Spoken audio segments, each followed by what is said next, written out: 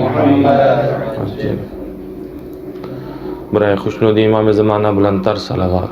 اللهم صل على محمد وآل محمد. لا حول ولا قوة إلا بالله العلي العظيم. الحمد لله رب العالمين.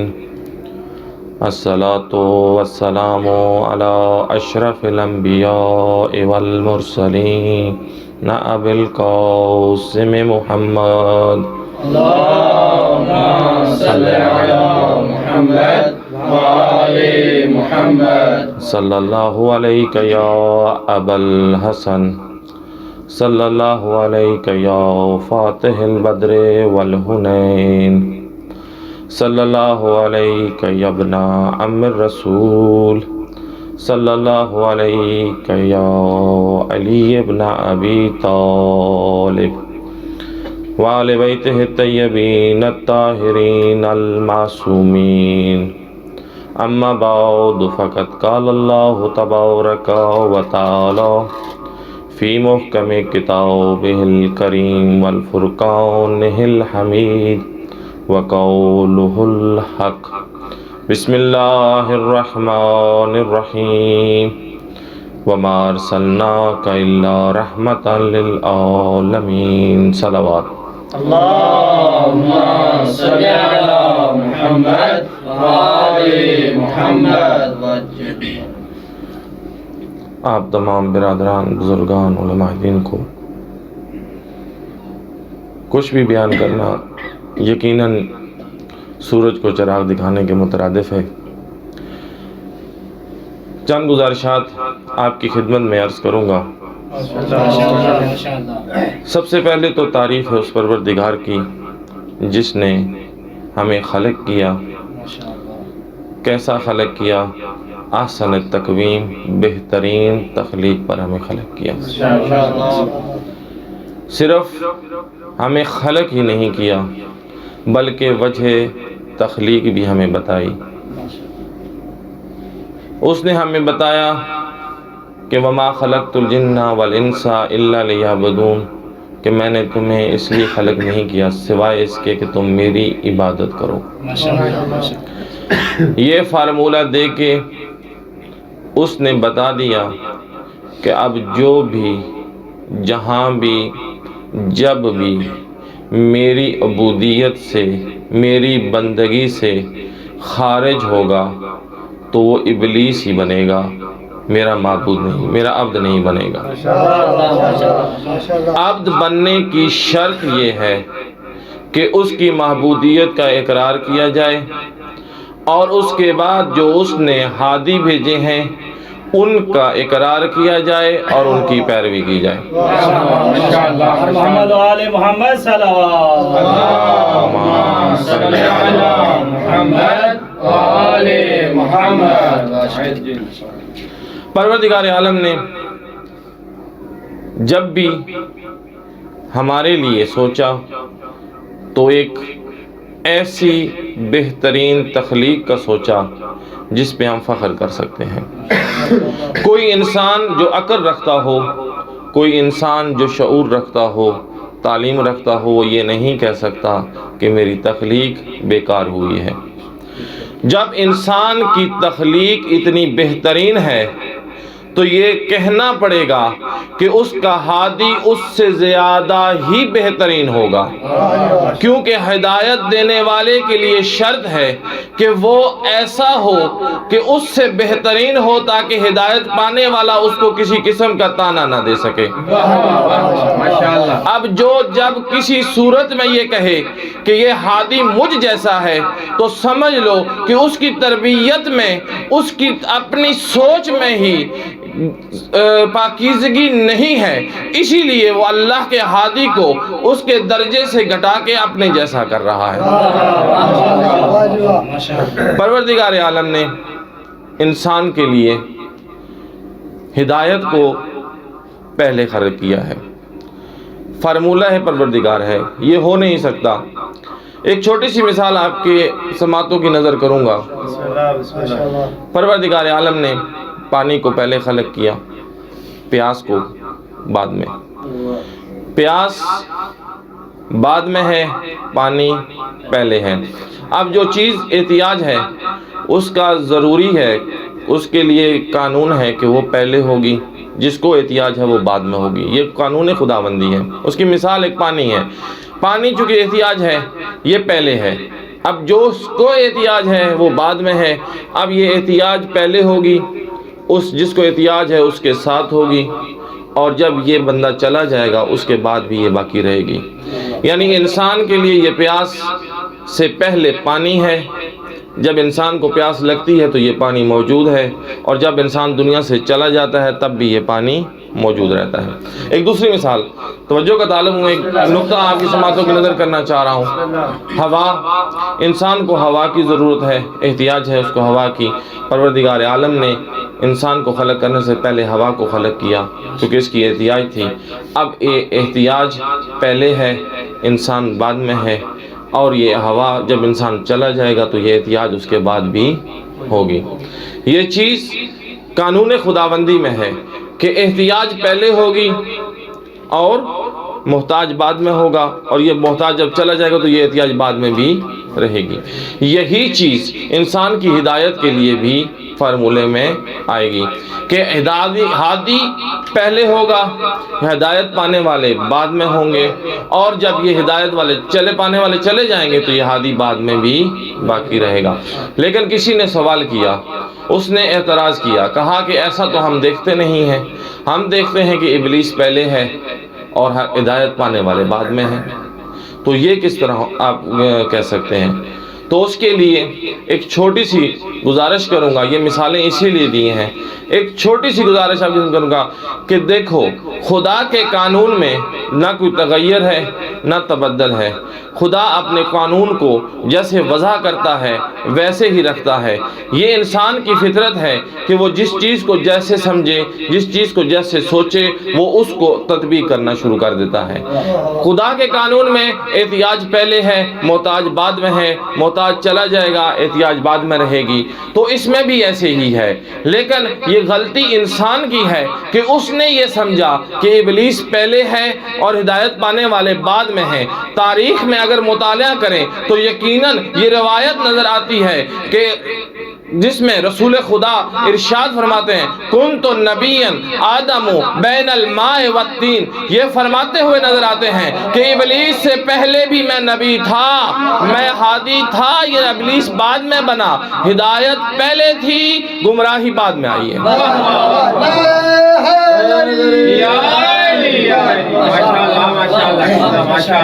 ہادی پہلے ہے، ہدایت پانے والے بعد میں ہیں، ہدایت پہلے ہے، گمراہی بعد میں ہے۔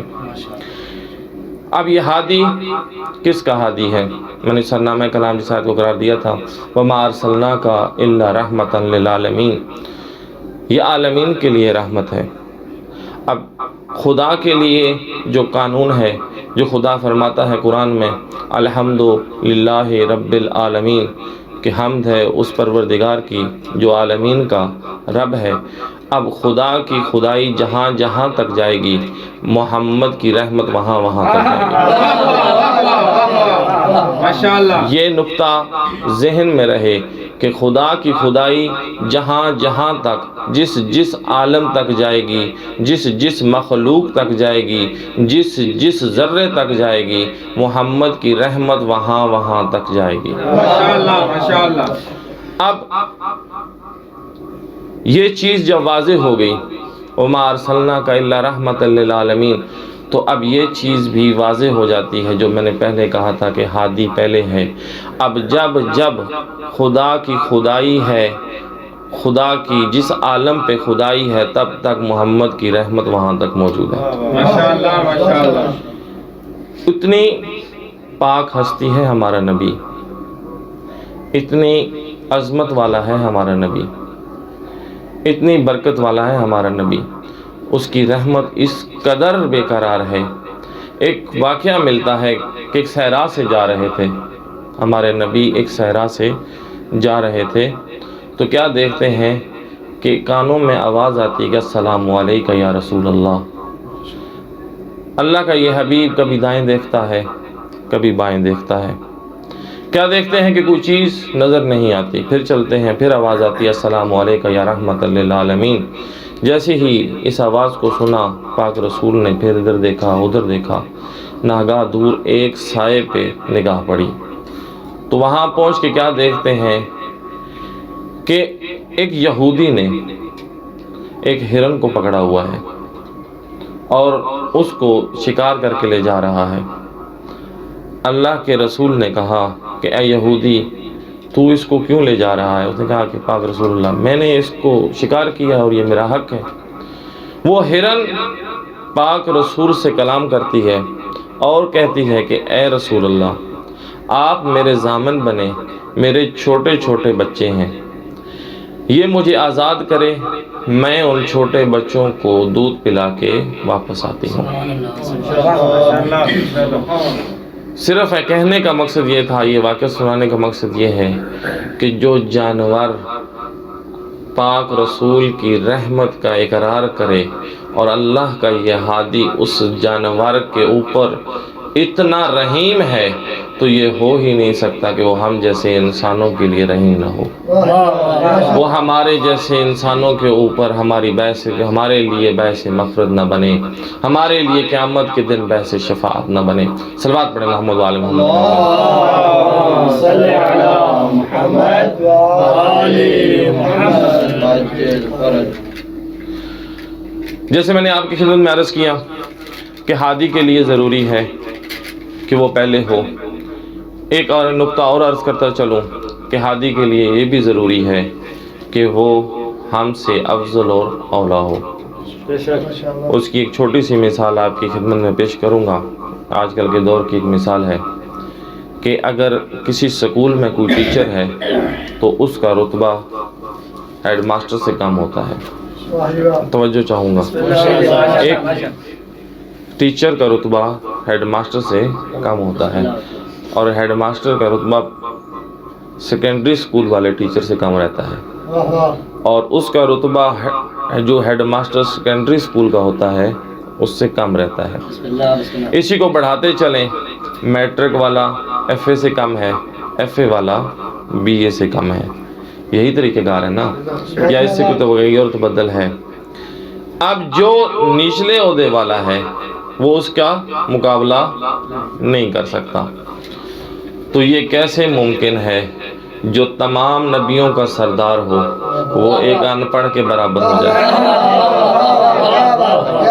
یہ کیسے ممکن ہے جو اللہ کا بھیجا ہوا ہو وہ اس کے برابر ہو جائے جس کو الف بے ہی نہ آتی ہو؟ لازم ہے کہ وہ اس سے بلند ہوگا جو جاہل ہوگا. صلوات بھیجیں محمد وعلی محمد.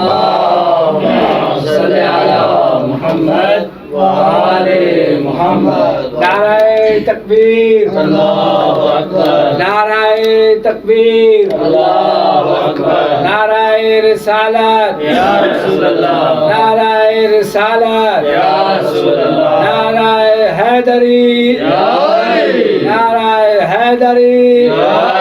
بر محمد علی محمد صلوات. اللہم صلی علی محمد وعلی محمد. جب یہ طے ہو گیا کہ عالمین کا جو رب ہے اس کا نمائندہ رحمت للعالمین ہے، تو جس طرح مراتب کا لحاظ رکھا جاتا ہے اسی طرح ان کے مراتب کا بھی لحاظ رکھا جانا ضروری ہے. یہ تمہید اس لیے باندھی تھی کہ تاکہ یہ نقطہ جو میں ابھی آپ کی خدمت میں عرض کر رہا ہوں اس کو پیش کر سکوں. ایک ہادی کا ضروری ہے کہ وہ سب سے اعلیٰ ہو. ایک اور چھوٹی سی مثال دوں گا، یقیناً مثال تقریب ذہنی کے لیے دے رہا ہوں تاکہ وہ بچے وہ جوان جو آج کل کے دور کو سمجھتے ہیں تو ان مثالوں کے ذریعے سے اس اسلامی معاشرے کو سمجھ سکیں. آپ کو علماء کرام، اگر کسی سکول میں کسی ٹیچر کو واپس بلا لیا جائے کسی بھی سے، مثلا قرآن ایک عربی پڑھاتا ہے اس کے سکول میں، کسی سکول میں پڑھاتا ہے، کسی بھی سکول میں، اگر اس کو واپس بلا لیا جائے تو یہ سکول اس سبجیکٹ میں 2 چیزوں سے خالی نہیں ہوگا، یا تو اس کا متبادل وہاں پر آئے گا، یا اس سکول کو بند کر دیا جائے گا، یا اس سبجیکٹ کو ہی ختم کر دیں، کلوز کر دیں گے۔ کیوں کہ اگر متبادل نہیں ہے تو یہ نہیں ہو سکتا، عقل کا تقاضا یہ ہے کہ وہ یہ نہیں ہو سکتا کہ کہا جائے کہ طلاب خود بخود پڑھیں، خود ہی امتحان دیں، خود ہی پرچہ بنائیں اور خود ہی پاس ہو جائیں، یہ ممکن نہیں ہے، اور یا تو پھر اس کو بند کر دیا جائے۔ جب ایک چھوٹے سے سکول میں اس قاعدے کا خیال رکھا جا سکتا ہے تو جس نے یہ اتنی بڑی کائنات تخلیق کی ہے اور اپنے ہادیوں کا یہ سسٹم پورا متعارف کرایا ہے، تو یہ کیسے ممکن ہے کہ جو اپنے ہادی کو جب واپس بلاتا ہے تو اس امت کو ویسے بھی یار و مددگار چھوڑ دیتا ہے؟ یہ ہو ہی نہیں سکتا۔ اسی لیے تو اس کی ہدایت کے لیے، اس انسان کی ہدایت، جو میں نے پہلے کہا تھا کہ ہادی کا ہونا ضروری ہے، جب تک ہدایت کی احتیاج ہے ہادی کا ہونا ضروری ہے۔ اب جب ہادی کو بلا لیا تو واپس انتظام ضرور کیا ہوگا۔ اب کوئی سوال کرے کہ کہاں کیا ہے، تو مجھے 2 مقامات پر یہ چیزیں نظر آتی ہیں۔ ایک جگہ پر من کنت مولا فہذا علی مولا کہتے ہوئے نظر آتے ہیں، اور دوسری جگہ پر انی تارکم فیکم الثقلین کتاب اللہ و عترتی کہتے ہوئے نظر آتے ہیں کہ یاد رکھو میرے بعد جو مولا ہے وہ علی ابن ابی طالب ہے، اور اس سے بعد قرآن، میرے بعد قرآن اور عطرت اہل بیت ہے جو تمہیں ہدایت کے راستے پہ لے کے جائے گی۔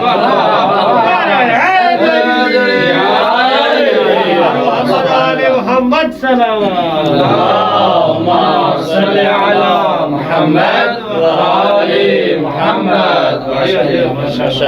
اسی لیے تو ہم خلیفہ بلا فصل کو مانتے ہیں، ہم علی ابن ابی طالب کو اسی لیے مانتے ہیں کہ ہمیں جو رسول سے بلا فصل خلافت ملی ہے وہ انہی مصدروں سے ملی ہے، انہی ہادی کے ذریعے سے ملی ہے۔ جیسے فارمولہ رسول خدا کے لیے ہے، وہی اس کے نائب کے لیے ہونا بھی ضروری ہے۔ اگر رب العالمین کا نمائندہ جو رحمت للعالمین ہے، اب اس کا جو نمائندہ ہوگا اس کے لیے بھی ضروری ہے کہ وہ تمام انسانوں سے افضل ہو۔ تاریخ میں ملتا ہے کہ ایک راوی نے مولا علی سے کہا کہ یا علی، لوگ آپ سے سوال پوچھتے ہیں، توجہ چاہیے، بور تو نہیں ہو رہے؟ بسم اللہ۔ مولا علی سے کہا کہ لوگ آپ سے سوال پوچھتے ہیں تو کبھی تو آپ ایسے کیا کریں کہ جواب میں تاخیر کر دیا کریں، یا اس کو کہہ دیا کریں کہ کل آنا پھر میں بتاؤں گا۔ تو مولا نے کہا کہ ایسا کیوں؟ انہوں نے کہا کہ جب لوگوں نے آپ کو چھوڑ دیا اور آپ سے پوچھ کر فیض پا کر دوسروں میں نمبر بنا رہے ہیں تو آپ ان کو نہ بتا کر بھی رسوا کریں۔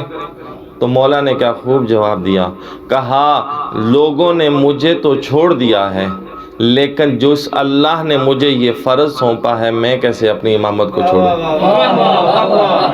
میرے منصب کا تقاضا ہے کہ میں ہدایت دوں، اب ہمارے اوپر ہے کہ ہم ہدایت لیں یا نہ لیں۔ اگر ہم ہدایت لیں گے تو یہ ہمارے لیے ہے، اور اگر ہم ہدایت نہیں لیں گے تو یہ بھی اجر و ثواب کو گم کرنا بھی ہمارے اوپر ہے۔ امام کا کام ہے ہدایت دینا۔ اس کی ایک چھوٹی سی مثال حضرت موسیٰ کے دور میں ملتی ہے کہ حضرت موسیٰ نے خداوند عالم سے کہا کہ پروردگار تو رحمان و رحیم ہے، لہٰذا میں تمہیں مشورہ تو نہیں دے سکتا، لیکن اپنے علم کے لیے ایک عرض کروں گا کہ میں موسیٰ کو کیسے فرعون کو کیسے جا کر کہوں کہ وہ تجھے خدا مانے؟ کہا کیوں، کیا مسئلہ کیا ہے؟ تم جاؤ، میں تمہاری مدد کروں گا، تم ہادی ہو، میرا کام ہے تمہارے ساتھ رہنا۔ تو کہا کہ پروردگار عالم، میں اسے دولت کا کہوں تو اس کے پاس تو بہت دولت ہے، اسے شہرت کا کہوں تو وہ خود اتنی شہرت رکھتا ہے، آل اولاد اس کے پاس موجود ہے، حکومت اس کے پاس موجود ہے، طاقت و قدرت وہ رکھتا ہے، حتیٰ کہ تیرے مقابلے میں خدائی کا دعویٰ کرتا ہے، تو میں اسے کیسے جا کر کہوں؟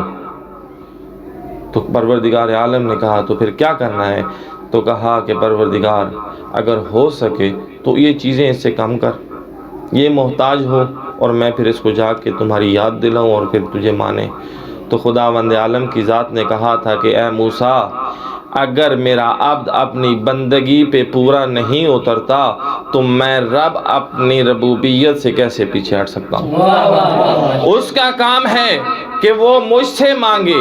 اگر وہ بندگی میں خلاف ورزی کر رہا ہے تو میں اپنی ربوبیت میں کمی نہیں کروں گا۔ یہی طریقہ مولا علی نے بتایا ہے کہ میرا رب ایسا ہے جو فرعون کو اس کی خلاف ورزی کرنے کے باوجود بھی عطا کرتا ہے۔ میں اس کا وسیع ہوں، میں اس کا نمائندہ ہوں۔ اب جو مجھ سے آنکھیں پھیرے جو بے شک پھیرے، لیکن جب وہ میرے پاس آئے گا تو میں اس کو بھی عطا کروں گا اور اس کے غیر کو بھی عطا کروں گا۔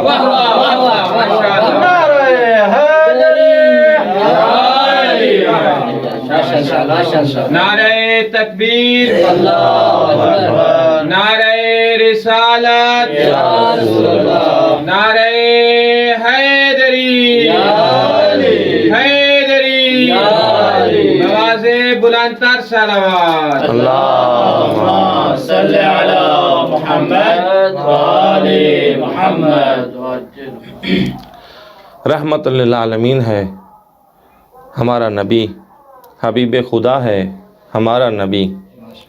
خدا کی ذات نے ہمیں حکم دیا اطیعوا اللہ و اطیعوا الرسول، کہ اے لوگو اللہ کی اطاعت کرو اور میرے پاک رسول کی اطاعت کرو۔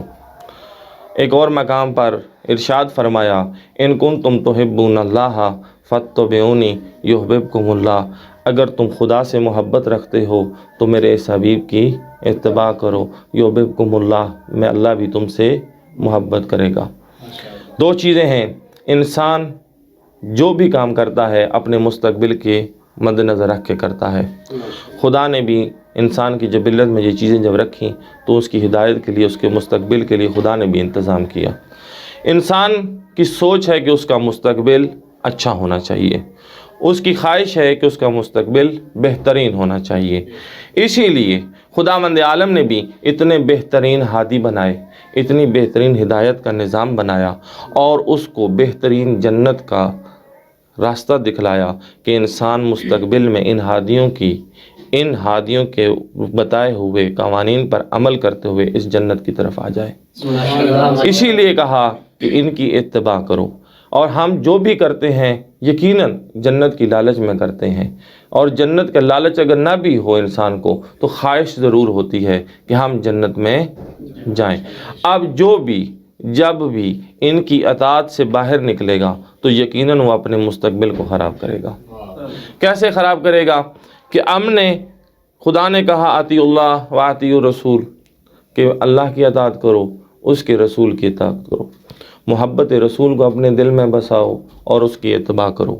اگر ان چیزوں سے نکل جاؤ گے تو میرے دائرۂ اختیار سے نکل جاؤ گے، اس اسلام سے نکل جاؤ گے اور میری رحمت سے دور ہو جاؤ گے۔ اب رحمت میں رہنا ہے تو اس کی اتباع کرنی ہے۔ اب اتباع کرتے ہوئے اس چیز کا خیال رکھنا ہے کہ جہاں جہاں رسول کہہ رہا ہے وہ ہم نے کرنا ہے۔ اگر رسول من کن تو مولا کہہ رہا ہے تو اس کو مولا ماننا ہے۔ اگر رسول کہہ رہا ہے کہ علی حق کے ساتھ ہے تو کبھی حق کو چھوڑنا نہیں ہے۔ اگر علی کو چھوڑو گے تو یاد رکھو کہ باطل کی طرف جاؤ گے۔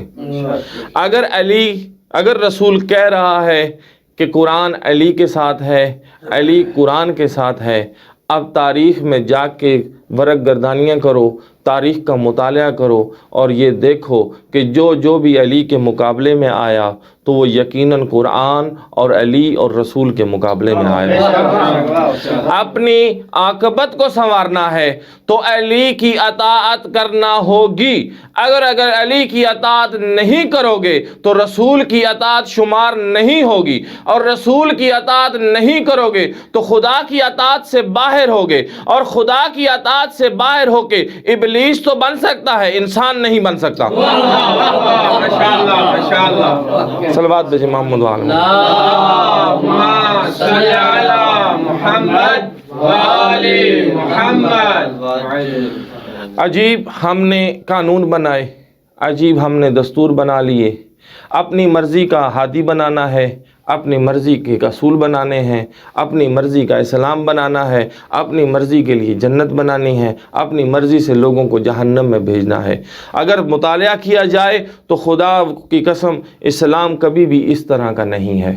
اسلام تو وہی ہے جو خدا نے دیا اپنے ہادیوں کے ذریعے سے، اسلام تو وہی ہے جو حضرت آدم لے کر آئے، اسلام وہی ہے جو نوح لے کر آئے، اسلام وہی ہے جو خاتم انبیاء لے کے آئے، اسلام وہی ہے جو مولا علی سرکار لے کے آئے۔ انشاءاللہ جو ان سے ہٹ گیا وہ اسلام سے ہٹ سکتا ہے۔ اتباع رسول میں اگر کہنا ہے کہ رسول نے جو کہا اس کو ماننا ضروری ہے، رسول نے جو کیا وہ اس کو اپنانا ضروری ہے۔ سنت پہ عمل تبھی ہو سکتا ہے کہ رسول کے کہے ہوئے کو مانو، رسول کے کہے ہوئے پہ چپ کر کے عمل کرو۔ واہ واہ واہ واہ۔ اگر اللہ کا حبیب کسی پہ درود پڑھتے ہوئے نظر آئے تو گستاخی کرنے کا تمہیں حق نہیں ہے۔ ماشاءاللہ ماشاءاللہ۔ اگر اللہ کا رسول کسی کے احترام میں کھڑا نظر آئے تو اس کے سامنے بیٹھنے کا تمہیں حق نہیں ہے۔ اگر اللہ کا رسول اپنی چادر بچھا کر کسی کو اپنی مسند پر بٹھائے تو اس کو تم کسی طرح بھی الزام دینے کا حق نہیں رکھتے۔ ماشاءاللہ ماشاءاللہ۔ رسول جسے صدیقہ کہہ دے تم خطا کار نہیں کہہ سکتے۔ رسول جسے خلیفہ کہہ دے تم اس کے اوپر مسلط نہیں ہو سکتے۔ رسول جس کی اتباع کا کہہ دے تم اس کی اتباع سے نہیں ہٹ سکتے۔ رسول جس کو مولا بنا جائے تم اس کو اپنے جیسا نہیں کہہ سکتے۔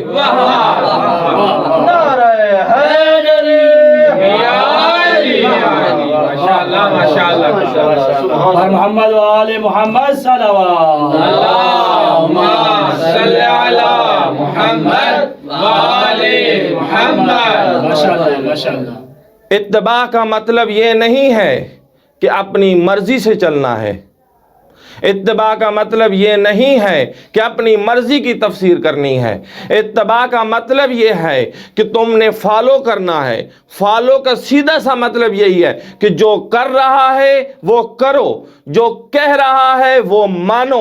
جو کر رہا ہے اس کی مخالفت کرو گے تو تب بھی اتباع سے خارج ہو، جو کہہ رہا ہے نہ مانو گے تب بھی اس کی اتباع سے خارج ہو۔ واہ واہ واہ واہ ماشاءاللہ۔ سبحان اللہ سبحان اللہ۔ اگر اللہ کا رسول لبیک یا رسول اللہ صرف ایسے نہیں ہے، میں نے پہلے بھی عرض کیا تھا، لبیک یا رسول اللہ سیدھا سیدھا یہی ہے کہ اللہ کے رسول کی اطاعت کرنا ہے، اللہ کے رسول کی اتباع کرنا ہے۔ اللہ کا رسول جس کو کندھوں پہ بٹھا دے تمہیں حق نہیں بنتا کہ تم اس کے مقابلے میں تلواریں لے کے آ جاؤ۔ اللہ کے یہ ہادی کوئی عام ہادی نہیں ہے۔ انسان کی ہدایت کے لیے یہ آئیں ضرور ہیں۔ اللہ نے انسان کو مجبور بھی نہیں بنایا۔ یہ کوئی نہیں کہہ سکتا کہ اللہ نے یہ ہادی بنایا اور ہمیں مجبور کیا۔ خدا نے دونوں چیزیں انسان کے اختیار میں رکھی ہیں، جبر بھی ہے اور انسان صاحب اختیار بھی ہے۔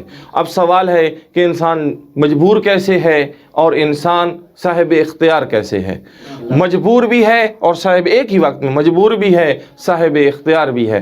چھوٹی سی مثال، تھک تو نہیں گئے آپ؟ بسم اللہ بسم اللہ۔ چھوٹی سی مثال دوں گا اور آپ کی زحمتوں کو تمام کروں گا۔ اللہ تعالیٰ نے انسان کو آنکھ دی، اس آنکھ میں جبر بھی ہے اور اس آنکھ میں اختیار بھی ہے۔ سبحان اللہ۔ آنکھ میں جبر کیسا ہے، مجبور کیسے ہے؟ خداوند عالم کے مجبور ہے، ایک جہت سے وہ مجبور ہے اور ایک جہت سے وہ صاحب اختیار ہے۔ مجبور کیسے ہے؟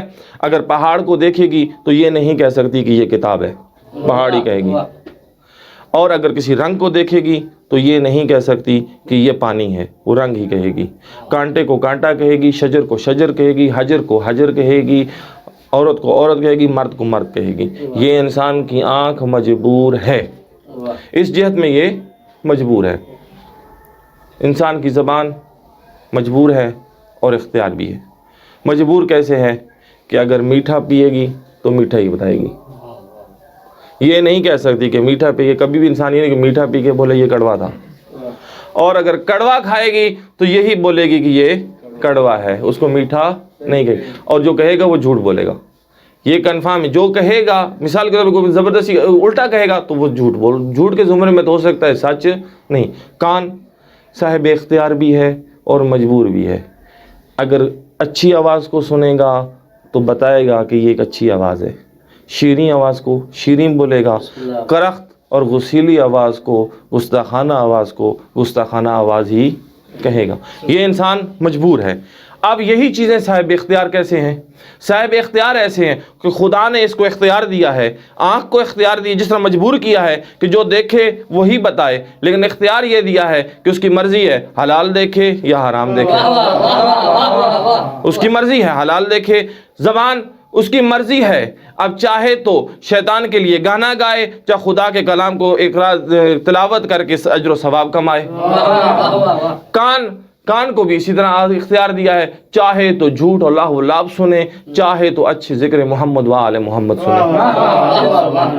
इंसान के आज़ा व जवारों को जिस तरह जबर भी है इसी तरह इख्तियार भी है। जहाँ जबर और इख्तियार मिल जाए वहाँ इंसानियत होती है। और यही आज़ा व जवारे अगर मोहम्मद व आले मोहम्मद की तालीमात पर अमल करे तो इंसानियत की महराज बनती है। यही ज़बान ज़िक्र अली करे तो मैसम तम्मार बनता है। यही ज़बान अगर मोहम्मद व आले मोहम्मद के लिए गुस्ताखी करे तो शैतान बनता है।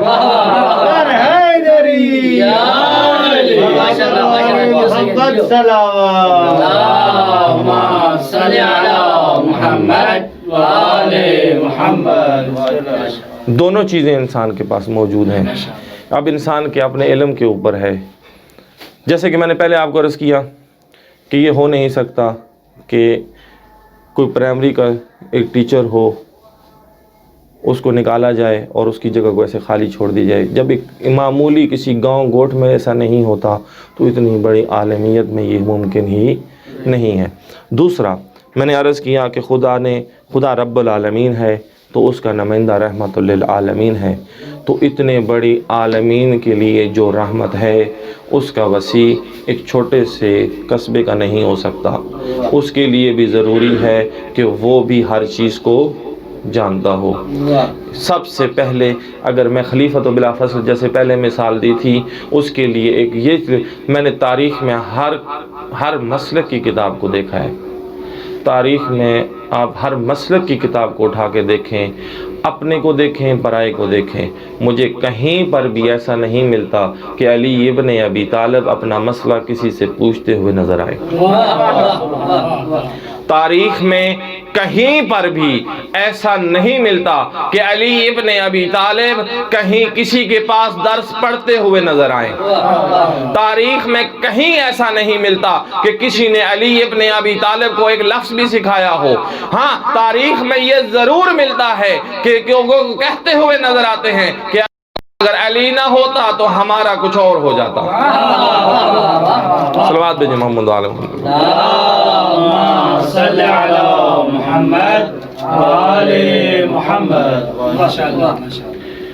अली इब्न अबी तालिब खलीफत बिला फसल भी हैं उस रहमतुल्लाह।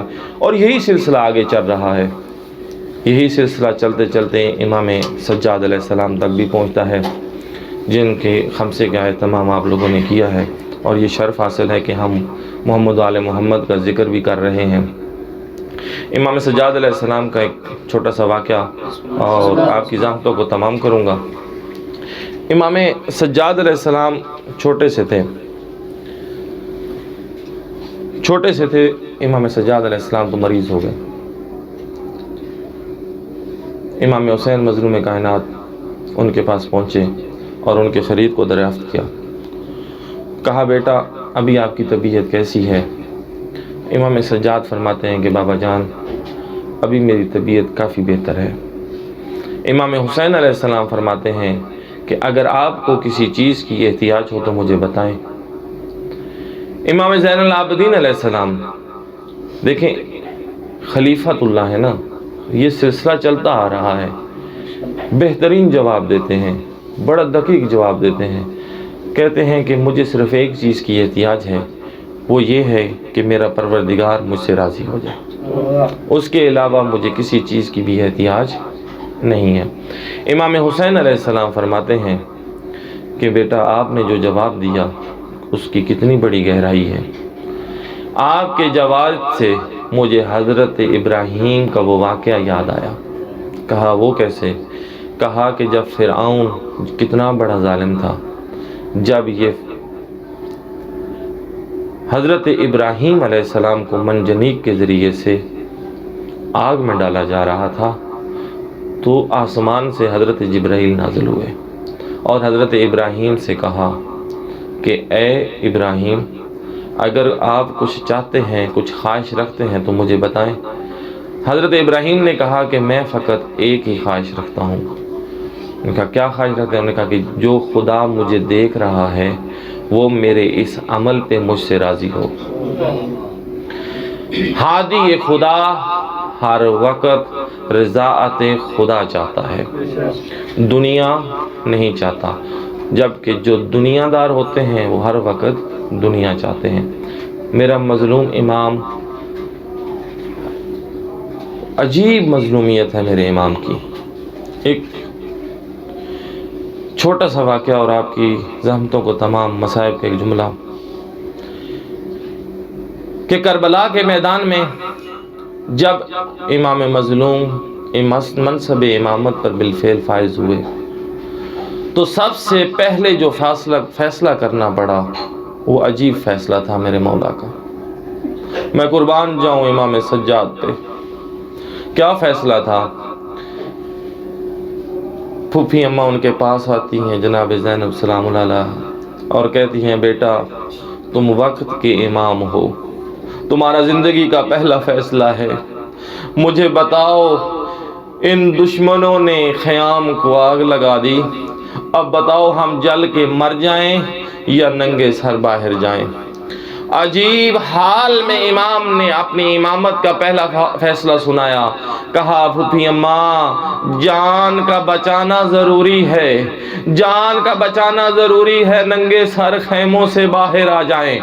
عجیب فیصلہ ہے، خدا کی قسم امام اپنی امامت میں یہ فیصلہ کرتے ہوئے آخر تک روئے اور یہ ننگے سر بیبیوں کا امام کو آخر تک رلاتا رہا۔ صرف اتنا ہی نہیں، امام جب راستے میں بیبیوں کے ساتھ سفر کر رہے ہیں تو دو چیزیں ہیں جو امام کو بڑی پریشان کر رہی تھیں۔ ایک امام کی سب سے بڑی مصیبت جو تھی وہ بیبیوں کا ننگے سر ہونا تھا، اور دوسری جو سب سے بڑی مصیبت تھی وہ جناب سکینہ سلام اللہ علیہا کے کچھ سوالات تھے جو امام کو بہت پریشان کر رہے تھے۔ راوی کہتا ہے ایک دفعہ راستے میں امام پاؤں سیدھے کر کے بیٹھ گئے، کیا دیکھتی ہے بی بی سکینہ کہ بھیا بیٹھ گئے ہیں، وقت کے امام کے پاس آتی ہے، کہتی ہے بھیا میں نے آپ کو کبھی ایسے بیٹھے ہوئے نہیں دیکھا، خیر تو ہے آپ ایسے کیوں بیٹھے ہیں؟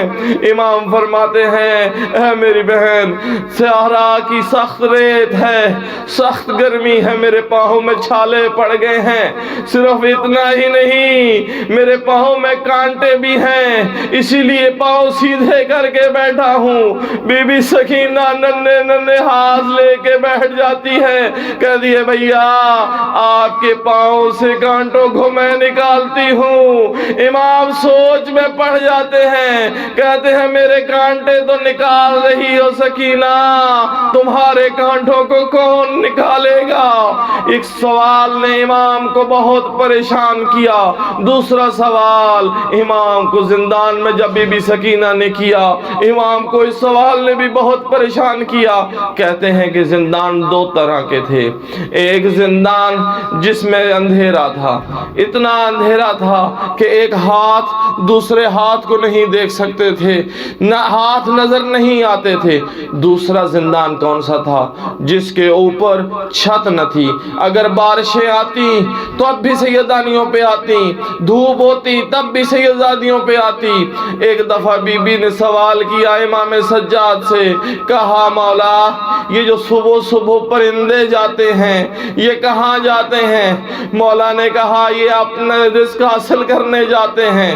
شام ہوئی، دوبارہ سوال کیا، کہا مولا یہ جو اب واپس آ رہے ہیں یہ کہاں جا رہے ہیں؟ کہا کہ یہ اپنے واپس گھروں کو جا رہے ہیں۔ تو ننھے ننھے ہاتھ اٹھا کے کہتی ہے بھیا کیا قیدی بھی کبھی اپنے گھروں کو جائیں گے؟